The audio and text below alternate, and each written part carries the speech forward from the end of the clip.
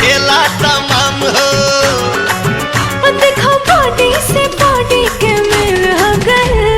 खेल हो गई कवन खेल हो गई, डबल ड्यूटी वाला खेली कैसे खेल, दादा रे माथा फेल हो गई, लागे जाता में पीसा जाई बकेल, दादा रे माथा फेल हो गई। आज हमारे राजा लड़ाला नजरिया, आके समा जा तू दिल के भीतरिया। रानी मनवा में धीर तनी धारा, बात मान कुछ देर सबर तू करा। अरे दहिया से दहिया के मेल हो गए। खेल हो गई कवन खेल हो गई, डबल ड्यूटी वाला खेली कैसे खेल, दादा रे माथा फेल हो गई, लागे जाता में पीसा जाई बकेल, दादा रे माथा फेल हो गई।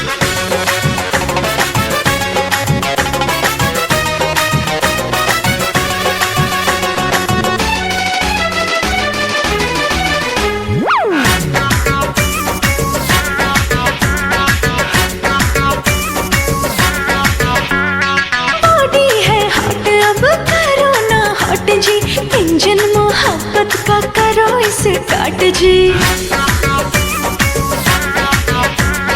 रात बाटे बाकी हो बात बाटे बाकी, सजिया पे कुल्ही खुर्रा ठात बाटे बाकी। छनके लचूड़ी खनक जाला कंगना, सुरहो सिंगार खोजे प्यार तो हर सजना।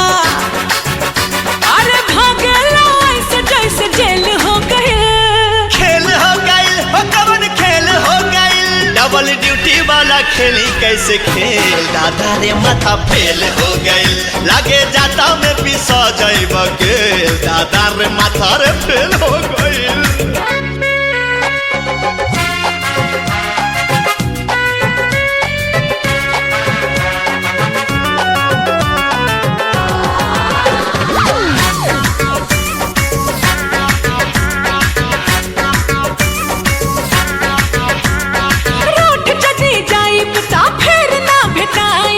कितनो बोलई बाना कहिया में आईब।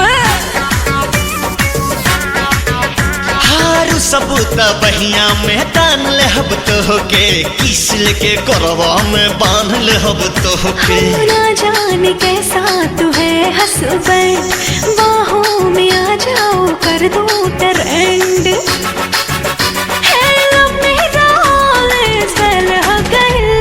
खेल हो गई कवन खेल हो गई, डबल ड्यूटी वाला खेली कैसे खेल, दादा रे माथा फेल हो गई, लागे जाता में पीसा जाई बकेल, दादा रे माथा फेल हो गई।